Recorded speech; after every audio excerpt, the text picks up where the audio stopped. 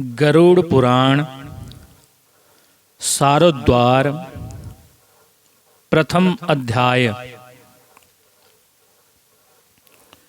भगवान श्री विष्णु तथा गरुड़ के संवाद में गरुड़ पुराण सारोद्वार का उपक्रम पापी व्यक्तियों की इस लोक तथा परलोक में होने वाली दुर्गति का वर्णन,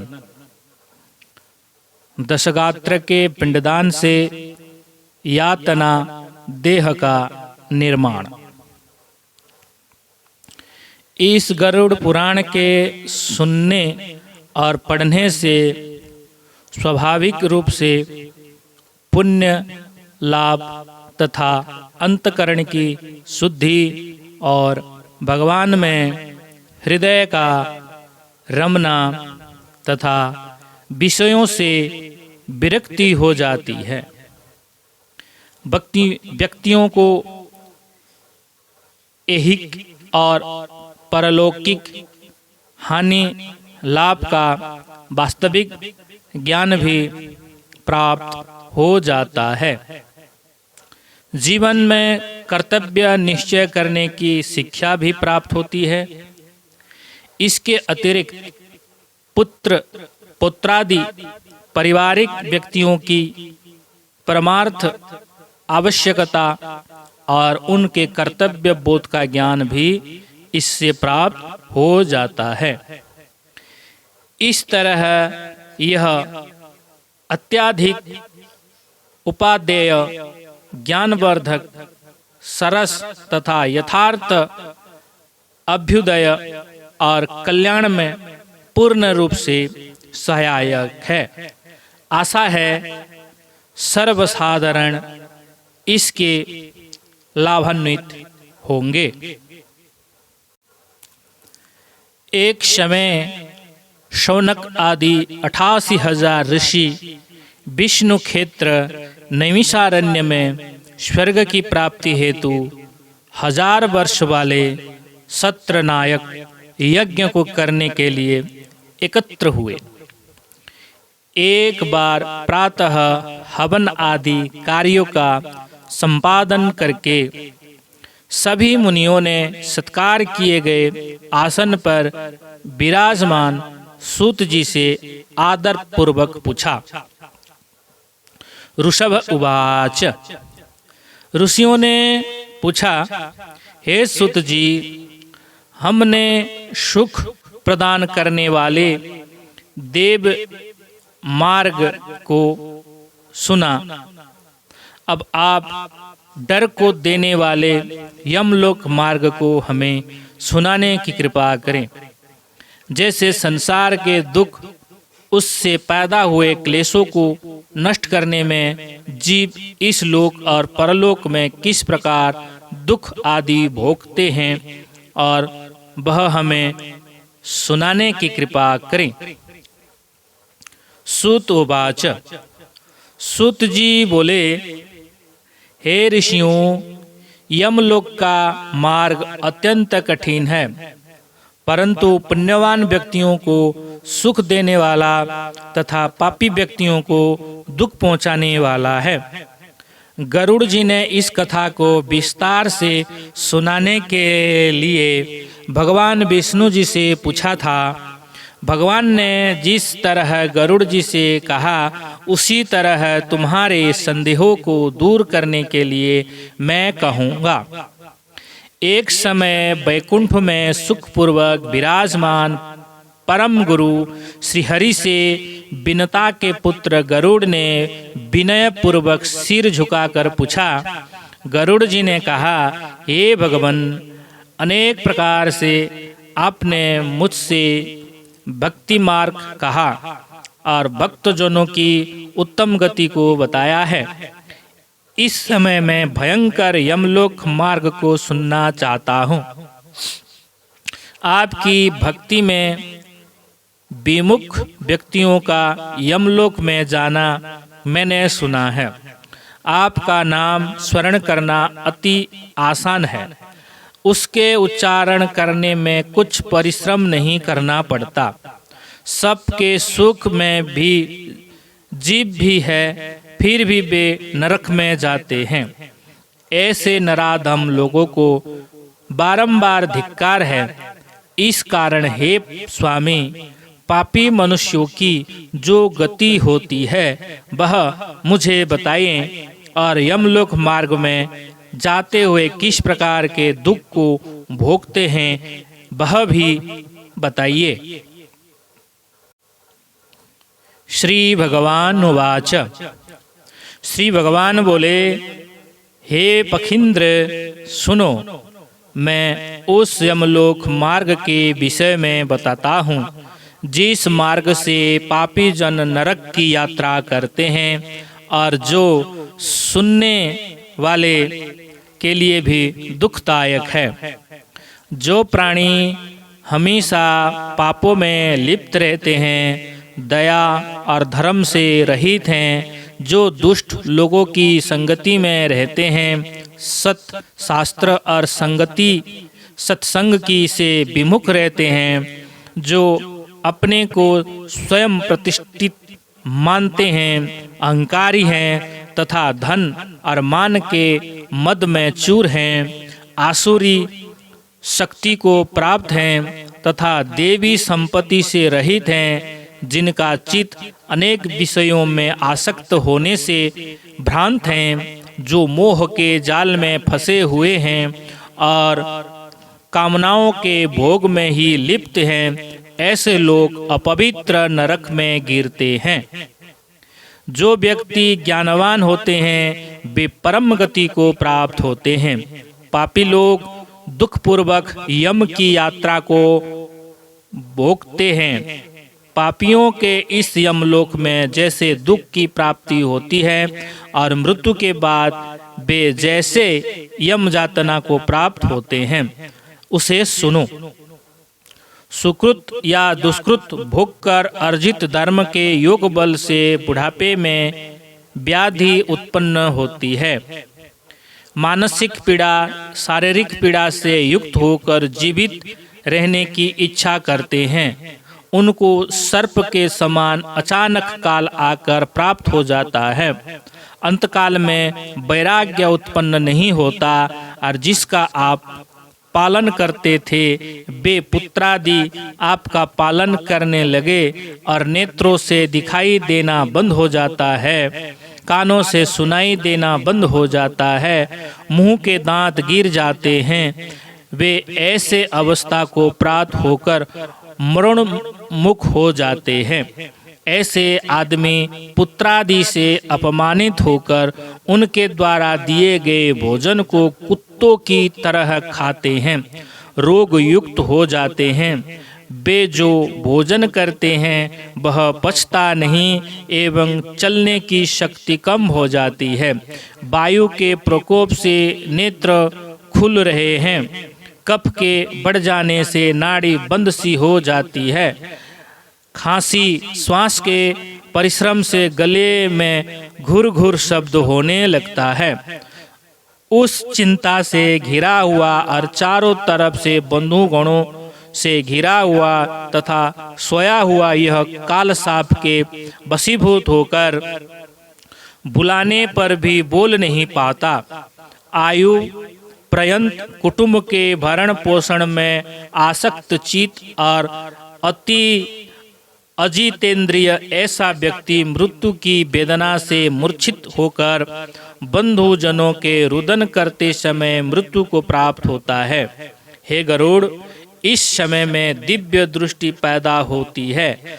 उससे वह व्यक्ति संपूर्ण संसार को एक रूप समझता है, परंतु बोलने की शक्ति समाप्त हो जाती है। उस समय पांचों इंद्रियां नष्ट हो जाती हैं और वह चैतन्य न रहकर जड़ रूप हो जाता है। यमराज के दूतों के नजदीक आने पर उसके प्राण निकल जाते हैं। उस समय अपने स्थान से प्राण के चलने पर एक क्षण भी कल्प प्रमाण हो जाता है। और जितनी वेदना 100 बिच्छुओं के काटने से होती है, वैसे ही वेदना उस समय होती है। अनंतर मुख और फैन आने लगते हैं और लार टपकने लगते हैं तथा उस पापी मनुष्य के प्राण नीचे के मार्ग से गुदा द्वारा से निकल जाते हैं। उस समय दोनों हाथों में पास और दंड लिए नग्न अवस्था में दांतों को करकटाते हुए क्रोधपूर्ण नेत्र वाले यम के दोनों भयंकर दूत समीप आते हैं। उनके सिर के बाल ऊपर को उठे होते हैं, उनका रंग कोए के समान काला होता है और उनके मुख तिरछे होते हैं तथा उनके नाखून शस्त्रों के समान होते हैं। उन्हें देखकर भयभीत हृदय युक्त वह मरणांत मनुष्य मलमूत्र का विसर्जन करने लगता है। अपने पंच भौतिक शरीर से हाय हाय करते हुए यमदूतों के द्वारा भौतिक शरीर से यमदूतों के द्वारा पकड़ा हुआ वह अंगुष्ठ मात्र प्रमाण का व्यक्ति अपने घर को देखता हुआ यमदूतों के द्वारा यातना देह से ढककर गले में बलपूर्वक फांसों से बांधकर सुदूर यम मार्ग पर यातना हेतु उसी तरह ले जाया जाता है जिस तरह राजपुरुष दंडनीय अपराधी को पकड़कर ले जाते हैं। इस तरह ले जाते हुए उस जीव को यम के दूत गर्जना करके डराते हैं और नरकों के तीव्र भय का पुनः पुनः वर्णन करते जाते हैं। जल्दी करो, तुमको यमलोक में ले जाकर कुंभी आदि नरक में ले जाएंगे, इसीलिए देर मत करो। यमदूतों के इन वचनों को सुनकर और बंधुजनों का प्रलाप सुनकर पापी व्यक्ति उच्च स्वर से विलाप करने लगते हैं और यमदूत उसको ताड़ना देते हैं। यमदूतों की तर्जना से हृदय भेदन होने लगता है और कंपन से मार्ग में चलते कुत्तों के काटने से दुखी हो स्वयं द्वारा किए हुए पापों को याद करते हुए चलते हैं तथा भूख प्यास से व्याप्त तथा दावानल पवन भी तपायमान है और भड़ भुजे जैसी गर्म बालू वहाँ बिछी हुई है। इस कारण से चलने में असमर्थ है। उस पर भी पीठ पर चाबुक की मार से चलना पड़ता है और विश्राम करने के लिए कोई स्थान नहीं होता। स्थान स्थान पर क्लांत होकर गिर पड़ते हैं और मूर्छा आ जाती है, फिर उठकर खड़ा हो जाता है। इस तरह पापी व्यक्ति को अंधकार रूपी मार्ग में से यमलोक को ले जाते हैं।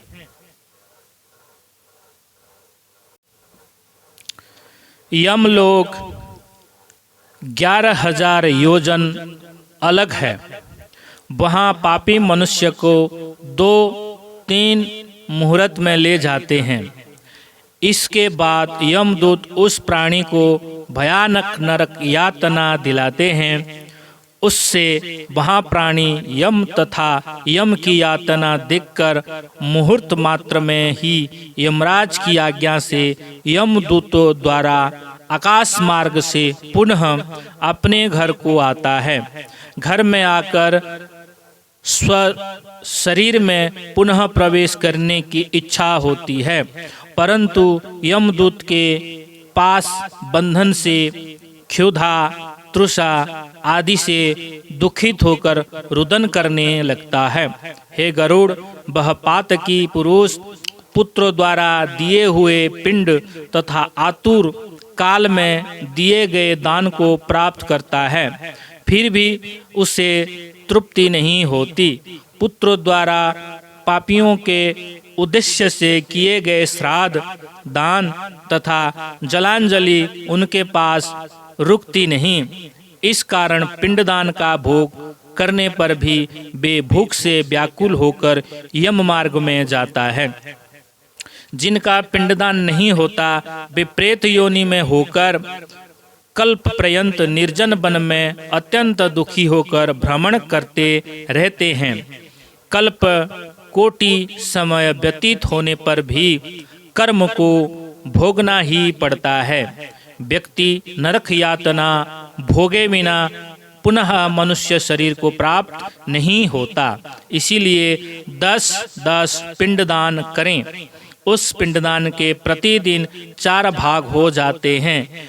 उसमें से 2 भाग तो पंचमहाभूत शरीर को पुष्टि देते हैं, तीसरा भाग यमदूत का होता है तथा चौथा भाग प्रेत भक्षण करता है। 9वें दिन पिंड देने से प्रेत का शरीर बनता है।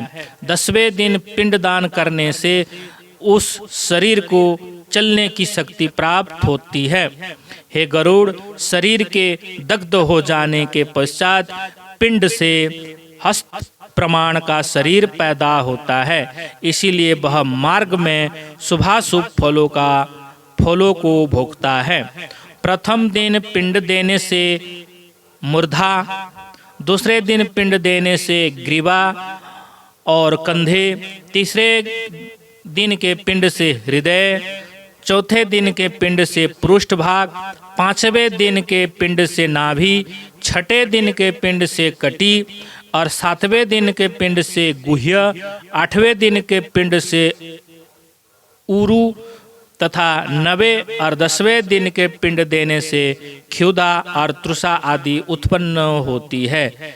ये पिंड शरीर को धारण कर भूख प्यास से युक्त प्रेत एकादशाह और द्वादशाह में दिया हुआ भोजन करता है। यमदूतों द्वारा 13वें दिन प्रेत जैसे पकड़ा हुआ मरकट अकेला जाता है, वैसे ही वह भूखा प्यासा यमलोक को अकेला ही जाता है। यमलोक के मार्ग का प्रमाण है गरुड़ बैतरणी नदी को छोड़कर 86,000 योजन का है। वह प्रेत प्रतिदिन 24 घंटे में 243 योजन चलता है। रास्ते में पड़ने वाले 16 पुरो, सौम्यपुर, सोरीपुर, नगेंद्र भवन, गंधर्वपुर, शैलागम, क्रंचपुर, क्रूरपुर, विचित्र भवन, बह्यापदपुर, दुखतपुर, नाना कुंदरपुर, सुतपतपुर, रुद्रपुर,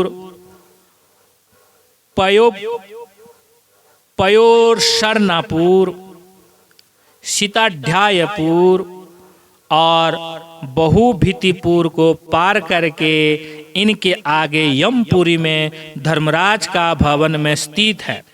यमराज के दूतों के फांसों से बंधा हुआ यह पापी जीवन रास्ते भर हाहाकार करता, रोता पीटता अपने घर को छोड़कर यमपुरी को जाता है। इस प्रकार गरुड़ पुराण के अंतर्गत सारोद्धार में पापियों के इस लोक तथा परलोक के दुख का निरूपण नाम पहला अध्याय समाप्त हुआ। ओम नमो भगवते वासुदेवाय नमः। ओम नमो नारायणाय नमः।